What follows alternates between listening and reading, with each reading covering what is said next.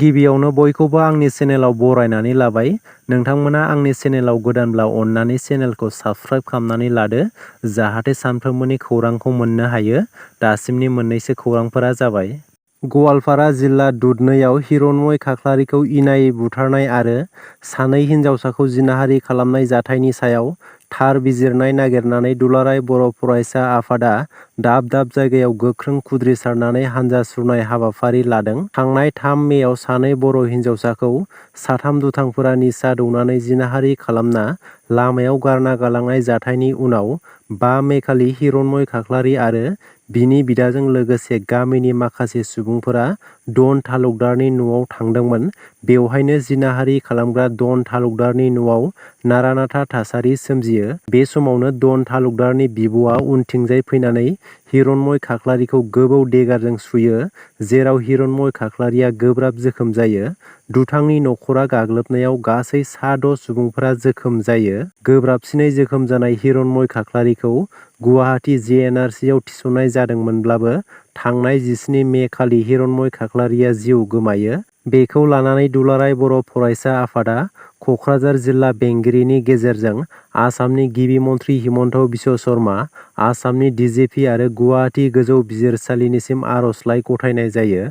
आर'जलाइनि गेजेरजों दाबि दैखांदों दि हिरण्मय खाख्लारिखौ बुथारनाय आरो सानै बर' हिनजावसाखौ जिनाहारि खालामग्रा साथाम दुथांफोर फारियै डन तालुकदार, रेहमान आली आरो बाहार आलीखौ थाबैनो फास्ट ट्रेक कर्टआव हरनानै बेसोरनि केसखौ थाबैनो नायबिजिरना जास्टिस होयो आरो दुथांफोरखौ जिउ जोबजासे साजा एबा फासिनि साजा होनो गोख्रों दाबि खालामदों। लोगोसे हिरण्मय खाख्लारिनि नखरनो 20 लाख रां आरो जिनाहारि खालामजानाय हिनजावसाफोरनो 5 लाख राङै होनांगौनि दाबि दैखांदों। बेजों लोगोसेनो दुलाराय बर' फरायसा आफादा आसामनाङैनो दुथांफोरखौ थाबैनो साजा होनांगौनि थाखाय गोख्रों हानजा सुरनाय हाबाफारि लादों। बिटिआर सरकारा लोंग्रा दैनि जेंनाखौ सुस्रांना होनो थाखाय लोंग्रा दैनि पाइप खुरनानै होदों। कक्राझार जिल्ला दतमा ब्लक रामफलबिल VCDCनि सिङाव थानाय गोजोनपुरि गामियाव गोबां साननिफ्रायनो लोंग्रा दैनि जेंना नुजाथिनायखौ सुस्रांनानै होनो थाखाय बिटिआर सरकारा दै पाइप खुरनानै होदों। बिटिआर सरकारनि बिथोन बायदियै EM डक्टर निलज सरगयारि बिथाङा गोजोनपुरि गामियाव थांनानै लोंग्रा दै जगायनो थाखाय पाइप गायसननाय खामानिखौ नायगिदिंहैयो आरो बेजों लोगोसे गोजोनपुरि गामियाव दान मोनसेनि गेजेरावनो दैनि जेंनाखौ सुस्रांना होनायनि बाथ्रा बुङो। EM डक्टर निलज सरगयारि बिथाङा थांनाय गोबां साननिफ्रायनो अखा गैयैनि जाहोनाव गोजोनपुरि गामियाव दैखर, थिंखल, दैमा आरिया रानलांनायनि जाउनाव लोंग्रा दैनि थाखाय गोबां जेंनाजों मोगा-मोगि जानो गोनां जादोंमोन, जायनि थाखाय लोंनाय दै लायनो थाखाय गोबां गोजान गोजान जायगायाव थांनो गोनां जादोंमोन होननानै गोजोनपुरि गामिनि रायजोफोरा फोरमायदों। ड्राइभिं लाइसेन्सखौ लानानै मोनसे मिथिनो गोनां खौरां। जुदि नोंथांनि ड्राइभिं लाइसेन्सआ एक्सपायार जाबायबा नोंथाङा अनलाइननि गेजेरजों आपडेट खालामनानै लानो हागोन। जुदि नोंथांनि ड्राइभिं लाइसेन्सआ एक्सपायार जाबायब्ला 30 साननि गेजेराव आपडेट खालामना लानो नांगोन। जुदि 30 साननि गेजेराव आपडेट खालामना लायाब्ला जुरिमाना होनो नांगोन। साराथि.पारिभाहन.gov.in वेबसाइटआव थांनानै ड्राइभिं लाइसेन्सखौ आपडेट खालामनो हागोन। बे वेबसाइटआव नोंथाङा माखासे फोरमानलाइफोरखौ आपल'ड खालामनांगोन आरो बेनि उनाव 400 रां अनलाइन पेमेन्ट खालामनांगोन। अब्लासो लाइसेन्स आपडेट खालामनाया जाफुंगोन।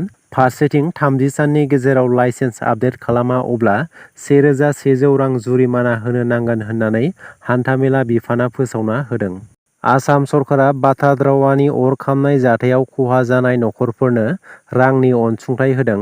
थांनाय 2022 मायथाइनि मे दानाव नगाव जिल्लानि सिङाव थानाय बाथाद्रावायाव गिख्रंथाव अर खामनाय जाथायाव गं 6 बोलि जानांनाय नखरफोरनि खहा सुफुंनो थाखाय आसाम सरकारा पाक्कानि न' गोनां गंनै नखरनो 12 लाख रां आरो पाक्का नङै गंब्रै नखरफोरनो 2.5 लाख राङै होनाय जायो। गोजौ बिजिरसालिया OBC सार्टिफिकेट दाननो फोसावदों। 2010 मायथाइनि उनाव होनाय OBCनि फोरमान बिलाइफोरखौ दाननो फोसावबाय गोजौ बिजिरसालिया। 2010 मायथाइनि उनाव होनाय गासै OBC फोरमान बिलाइफोरा बेरेखा। सोनाब बेंगलनि गोजौ बिजिरसालिया बे गोनांथार खौरांखौ फोसावना होदों। बोथोरनि दुंखावनाय आरो गोबां गरमखौ नोजोर होनानै रायजोनि फरायसालिफोरनि क्लास लानाय समखौ सोलाय-सोल' खालामदों सोलोंथाइ बिफाना। दासान्दि बोथोरा जोबोद गुदुं जानायनि जाउनाव एल.पि. स्कुलनि क्लासआ फुंनि 7:30 रिंगानिफ्राय जागायनानै 12:15 जागोन।